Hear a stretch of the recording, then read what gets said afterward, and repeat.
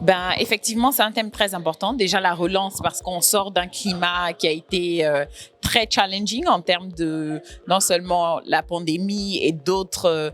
On a eu vraiment pas mal d'obstacles ces derniers mois. Et donc, c'est de voir comment est-ce qu'on transitionne dans cette nouvelle relance. Et cette relance-là, elle doit être économique, elle doit être durable, elle doit être verte, comme vous l'avez dit.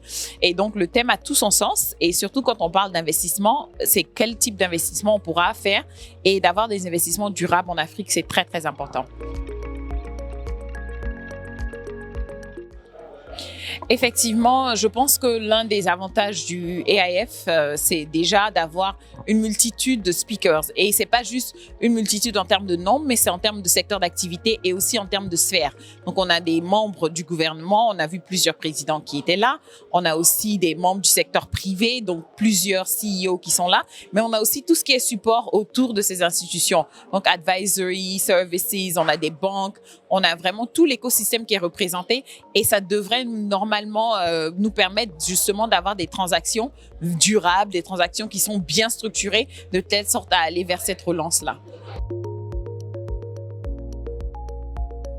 Bien sûr, j'en suis sûre. Déjà, c'est déjà superbe de revoir des personnes avec qui on a interagi dans le passé. Mais le plus important, c'est justement de regarder les transactions qui vont se faire aujourd'hui, le type d'investissement, quels sont les différents requirements et comment est-ce qu'on arrive à en avoir beaucoup plus en Côte d'Ivoire et même en Afrique de l'Ouest et dans tout le continent. Non, il y a par exemple le président Adesina l'a dit et plusieurs autres speakers l'ont dit, l'investissement dans tout ce qui est développement des femmes, c'est très important et c'est un sujet qui est primordial pour la banque et pour nous-mêmes. Et donc, je suis très contente de voir que quand on parle business maintenant, on parle women-led business, donc des entreprises dirigées par des femmes.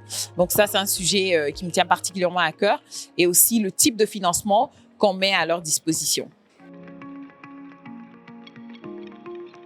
Une suggestion serait vraiment justement c'est vrai que le sujet, il est central à la discussion, mais c'est aussi de voir comment est-ce qu'on soutient d'autres investisseurs ou même d'autres fonds qui veulent investir et travailler avec les femmes. Donc, c'est de voir aussi comment éventuellement, en dehors des transactions qu'on va faire avec des entreprises particulières, comment est-ce qu'on soutient et qu'on pousse d'autres Africains à lancer des fonds Made in Africa pour les Africains.